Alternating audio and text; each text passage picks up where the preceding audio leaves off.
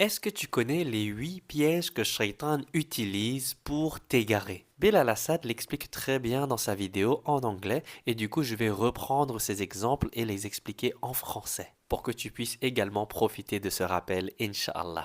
Ibn al-Qayyim explique dans son livre 8 pièges que Shaitan utilise pour nous égarer. Et si Shaitan n'arrive pas à nous égarer avec la première manière, eh bien il passera à la deuxième. S'il n'y arrivera pas, il passera à la troisième et ainsi de suite. Le premier piège de Shaitan, c'est qu'il va essayer de nous faire tomber dans le shirk, qui est le plus gros péché en islam. Par exemple, Shaitan va te faire croire que tu peux prier à un prophète, à un défunt, à un imam, à un saint, pour demander des bénédictions, alors que non, en islam, on ne prie que à Allah. Il n'y a que à Allah qu'on demande des bénédictions, on n'invoque que Allah.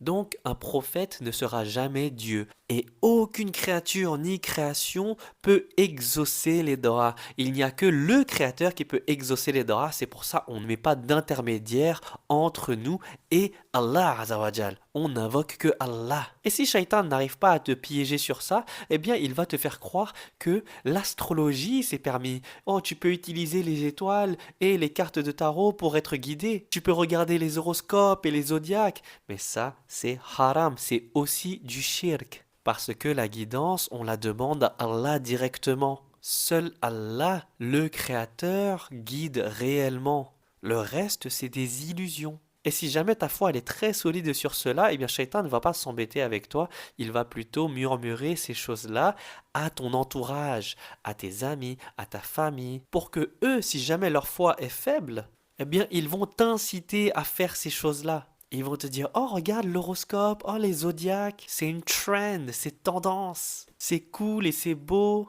Et en plus parfois c'est vrai. Et ils vont te rendre curieux jusqu'à que tous les deux vous tombez dans le shirk. Le deuxième piège, c'est que si Shaitan n'arrive pas à te faire tomber dans le shirk, que ce soit shirk majeur ou mineur, alors il va essayer de te faire tomber dans un péché majeur. Il va te faire te rapprocher du zina. Et il va te murmurer des choses pour te dire ouais, vas-y, essaye l'alcool, bois un peu d'alcool, ça fait pas de mal. Et d'ailleurs, un point très important, c'est que lorsque Shaitan nous murmure des choses, il utilise notre propre voix, donc il va parler à la première personne comme si c'était notre propre pensée. Donc on va commencer à se dire des choses comme ouais mais je tiens bien l'alcool donc ça va. Et c'est comme ça que Shaitan murmure des choses. C'est pas une voix extérieure qui te dit eh vas-y bois de l'alcool. Non, il va utiliser ta propre voix et murmurer des choses à la première personne pour que toi-même tu as l'impression que c'est ta pensée. Et donc les murmures de Shaitan, ça va te faire justifier des péchés majeurs. Par exemple, tu vas commencer à te dire bon allez, c'est pas grave, j'ai vraiment besoin d'une maison, alors je vais faire un prêt usuraire, c'est bon, c'est pas grave. Je vais faire du riba, il n'y a pas de souci.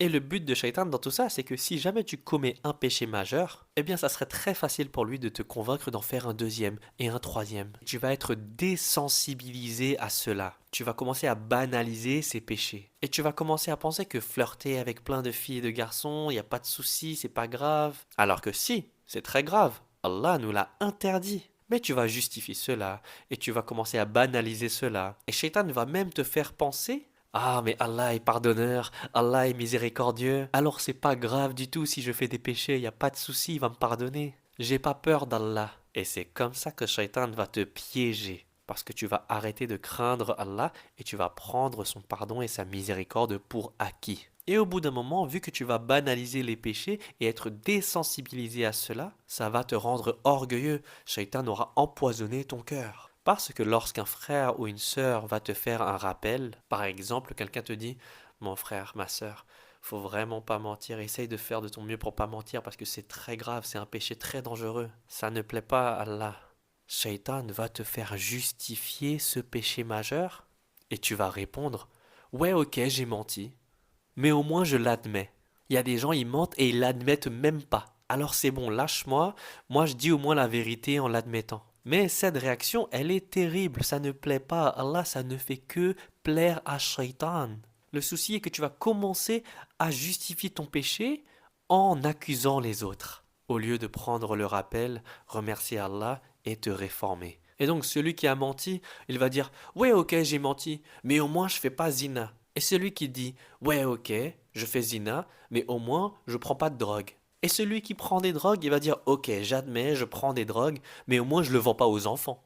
Et en plus, j'avertis les parents quand même. Donc c'est pas de ma faute, c'est sur leur dos. Et c'est exactement le plan de Shaitan, te faire justifier des péchés et blâmer les autres à chaque fois pour te dédouaner et ne pas avoir à travailler sur toi-même. Mais ça, c'est un piège. C'est un comportement qui est détestable par Allah. Allah n'aime pas ça parce que c'est orgueilleux, c'est malhonnête. Et ça continue ainsi de suite, ça s'arrête jamais. Celui qui vend des drogues, il va dire, ouais, ok, je vends des drogues, j'admets, mais au moins je suis pas un meurtrier, j'ai pas commis de meurtre. Et celui qui commet des meurtres, il va dire, ouais, ok, j'ai commis des meurtres, mais au moins je tue pas les enfants. Alors qu'il y a des meurtriers pires que moi. Et est-ce que tu te rends compte de ce procédé? Il est mauvais, il est malhonnête. Et ce comportement, cette justification, ce dédouanement de péché, ça peut nous mener à l'enfer. Donc, il ne faut pas regarder celui qui est pire que nous dans la foi, il faut regarder celui qui est meilleur que nous dans la foi. Et admettre ses erreurs, et vouloir changer, vouloir travailler sur soi-même, et arrêter de blâmer les autres et de pointer du doigt sur tout le monde. Parce que c'est pas comme ça qu'on va se rapprocher d'Allah.